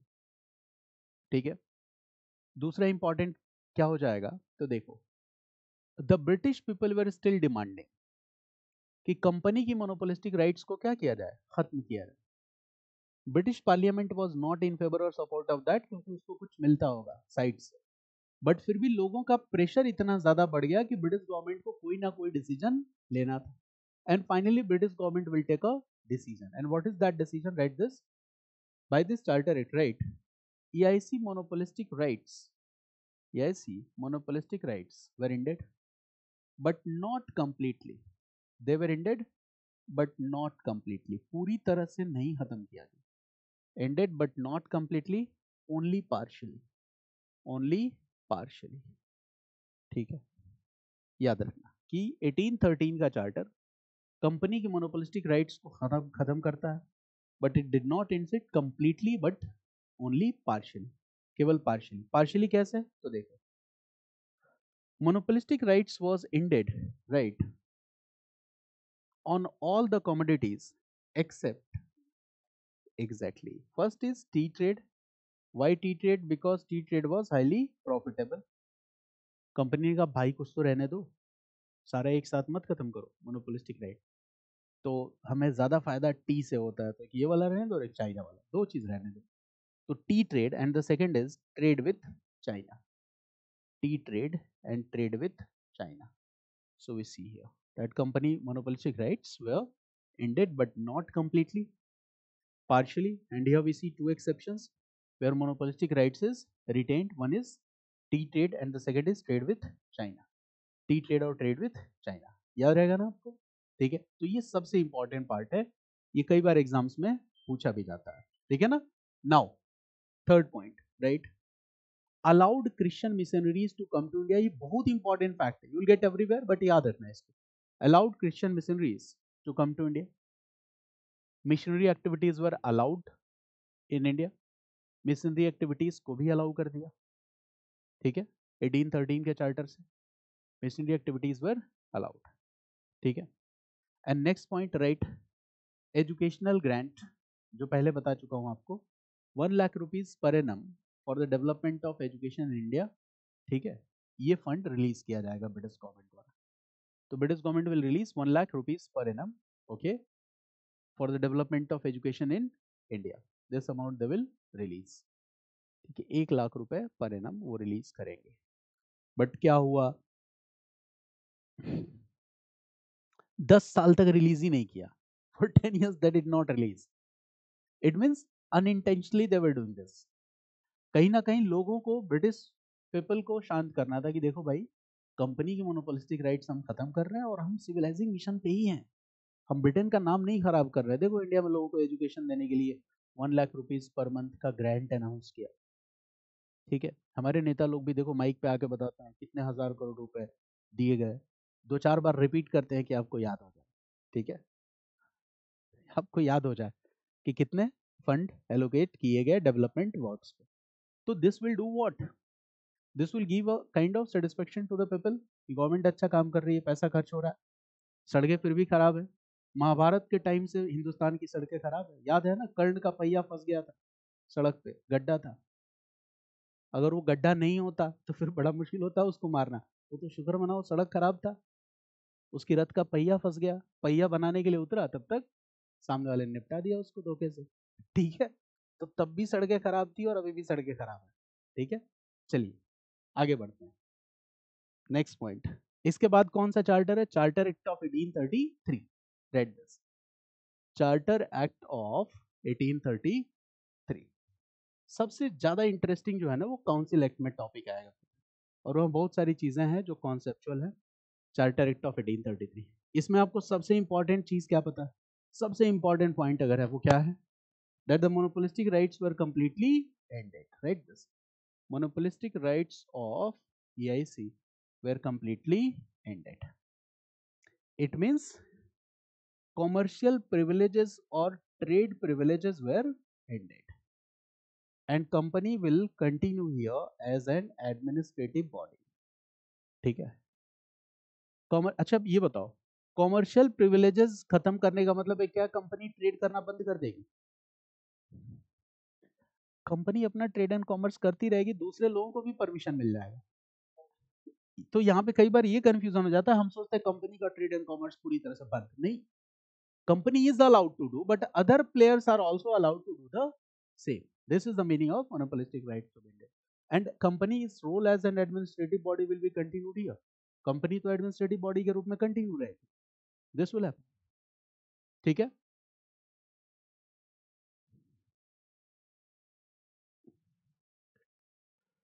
इसके बाद क्या है, ठीक है, देखो क्या है, राइट, नेक्स्ट पॉइंट, ओके।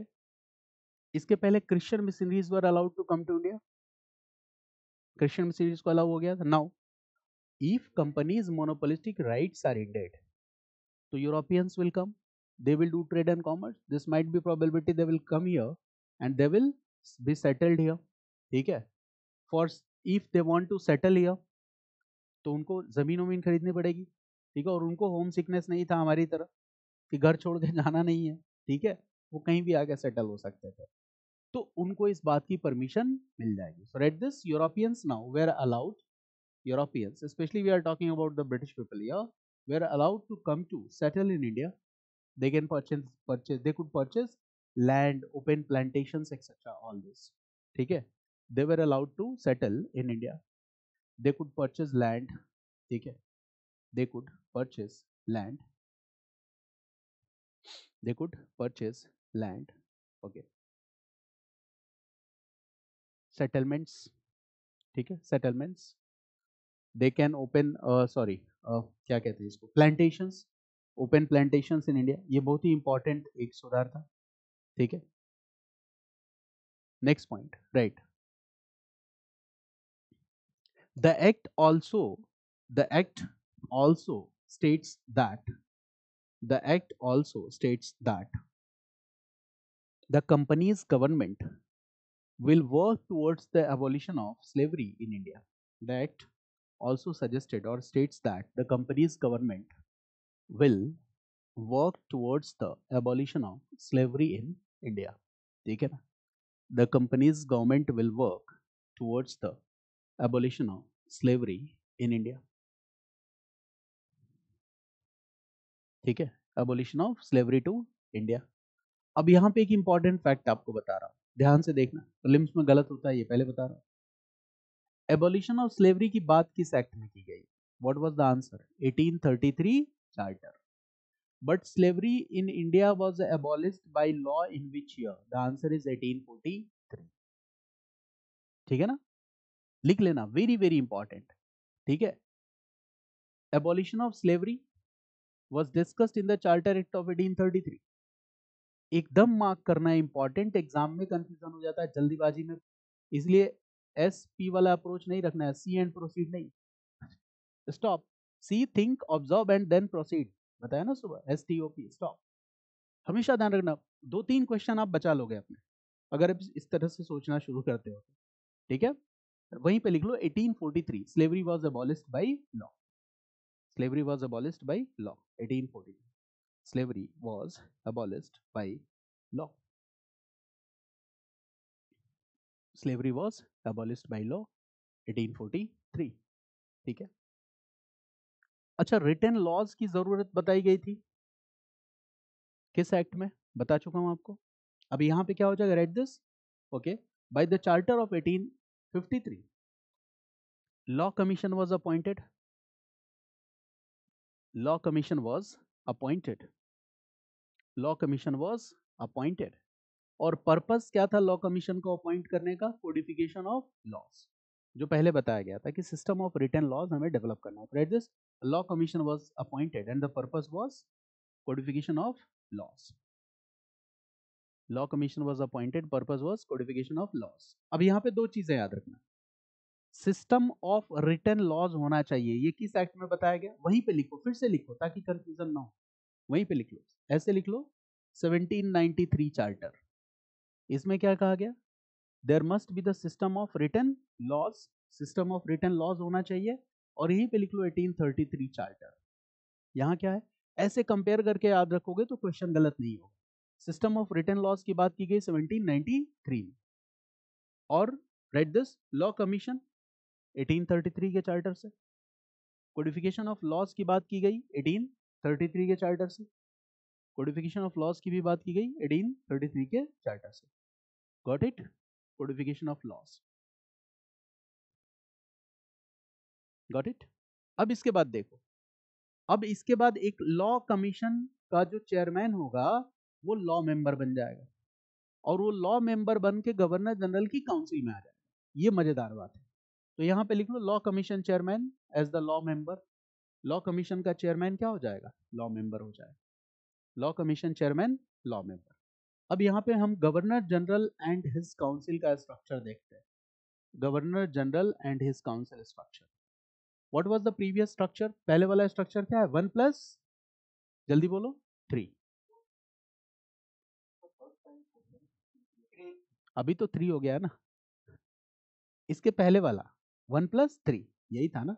अरे 1+4 में से एक को हटाया गया ना, 1+3 हो गया. This was the structure. अब इस 1+3 में लॉ कमीशन आ गया ना 1833 के चार्टर से। लॉ कमीशन आएगा तो लॉ मेंबर आ जाएगा, और law member, read this, law member now was a member of governor general and his council। वो governor general and his council का मेंबर है, लेकिन एक प्रॉब्लम है, he is a member but he is not a full member. वो member है लेकिन full member नहीं, ठीक है ना। फुल मेंबर नहीं होने का मतलब क्या है कि केवल कुछ पार्टिकुलर टास्क जब असाइन होगा उसी समय आप उस स्ट्रक्चर में शामिल हो सकते हो। Got it? This is the meaning. It means when this commission, जब भी ये कमीशन मिलेगी किस काम के लिए, लेजिस्लेटिव पर्पजेस के लिए, तो what will be the structure 1+4, and remaining other purposes what will be the structure 1+3। मेरी बात समझ गया ना? तो for legislative purposes now we see a new change, and what is the new change? For legislative purposes now the structure was 1+4। इसमें जो +1 हुआ है ये कौन है? Law member. तो he is a member only for the legislative purposes, but for other purposes, but for other purposes का मतलब executive and any other purpose, the structure is 1+3 only। 1+3 का ही स्ट्रक्चर है। Law member is not the full member. अच्छा, एक time आएगा कि law member full member भी बनेगा, अभी फिलहाल लॉ मेंबर फुल मेंबर नहीं। इसका मतलब एक और बात समझो, नाउ इंडिया में who is the legislative body? Governor general and his council. Which is the executive body? Governor general and his council. मतलब राजा बाबू है गवर्नर जनरल, इधर भी रहेगा उधर भी रहेगा, लेजिस्लेटिव बॉडी में भी है एग्जीक्यूटिव बॉडी में भी है, यानी कि 1+3 इधर भी बैठे हुए हैं। लेजिस्लेटिव वर्क है तो एक और बुला लिया, भाई तुम भी आ जाओ, और 1+3 उधर भी है। अब बताओ गवर्नर जनरल पावरफुल हो गया कि नहीं? उसका काम और भी ज्यादा डिफाइन हो गया कि नहीं? अब मैं अगर आपसे पूछूं कि 1833 का जब चार्टर आया तो इंडिया में लेजिस्लेटिव बॉडी का स्ट्रक्चर क्या था, तो आप क्या कहोगे? 1+3+1। मतलब हम ऐसे, एग्जैक्टली अगर हम कंफ्यूज ना होना चाहें तो हम ऐसे भी याद कर सकते हैं 1+3+1, क्योंकि ये फुल मेंबर नहीं है, ठीक है। एग्जीक्यूटिव बॉडी का स्ट्रक्चर क्या है? 1+3, यानी कि this body has got the legislative power, legislative power to legislate all over the territories of India. पूरे हिंदुस्तान के बारे में ये कानून बना सकता है, ठीक है। 2 चम्मच बॉर्नविटा और इसको ज्यादा मिल गया, read this. Now this body 1+3+1 can legislate for, this body can make legislation for all India, can make legislation for all India.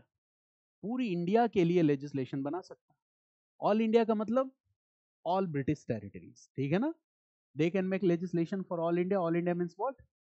All British territories. अच्छा, पावर बढ़ गया तो थोड़ा और बदलाव होना चाहिए। अब इसको गवर्नर जनरल ऑफ बंगाल कहना थोड़ा अच्छा नहीं लग रहा है, वजन नहीं आ रहा है, तो क्या कहा जाएगा? Governor general of India. Okay, so right this, 1833 के चार्टर से अब गवर्नर जनरल क्या हो चुका है?